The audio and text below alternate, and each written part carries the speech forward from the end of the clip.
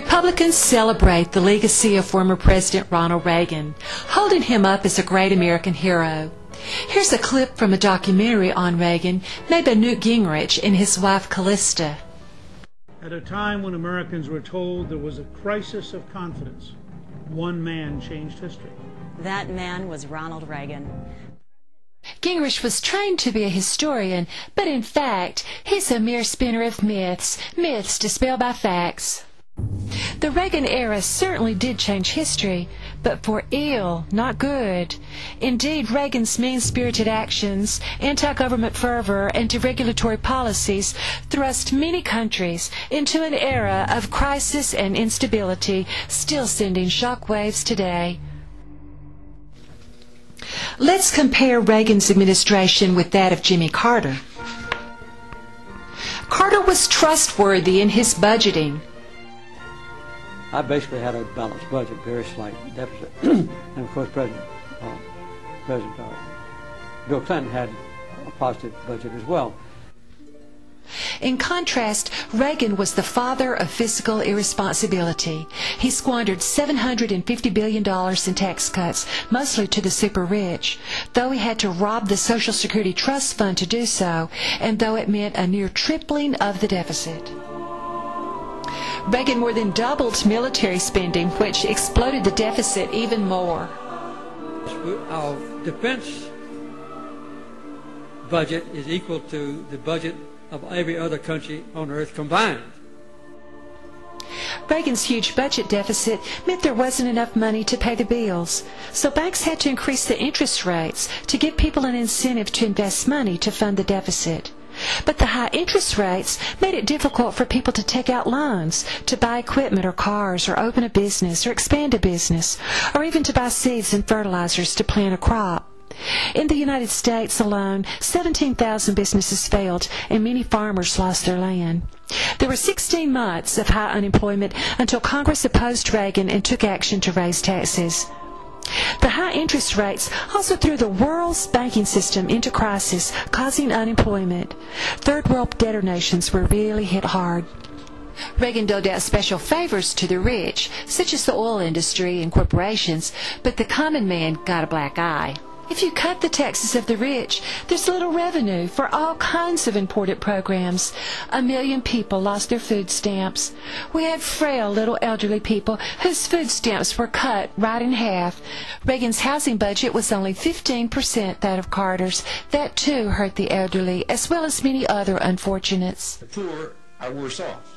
The figures show that about 8 million more people are below the poverty line than 4 years ago.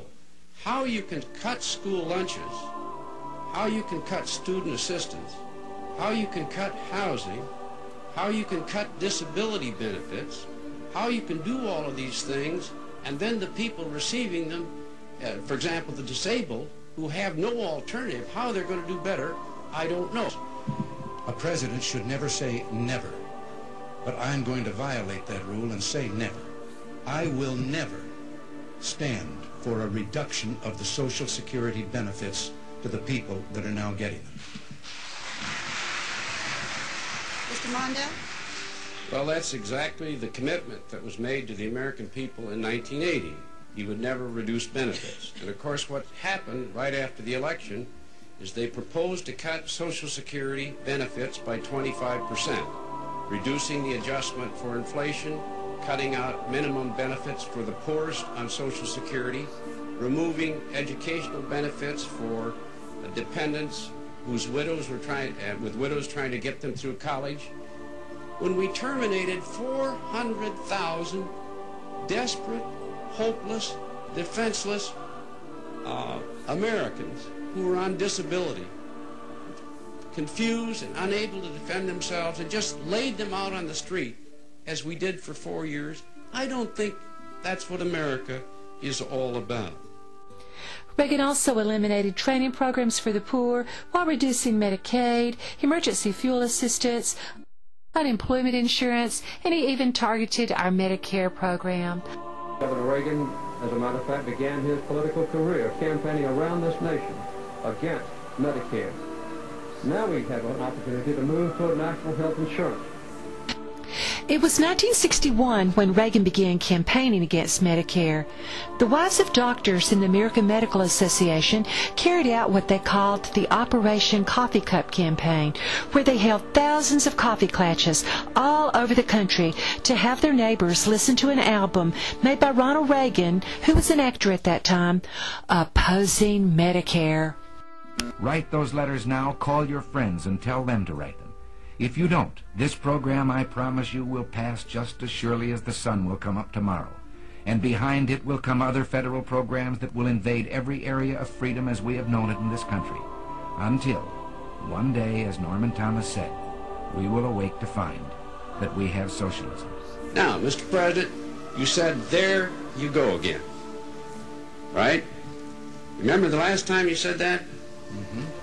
You said it when President Carter said that you were going to cut Medicare. And you said, oh no, there you go again, Mr. President. And what did you do right after the election?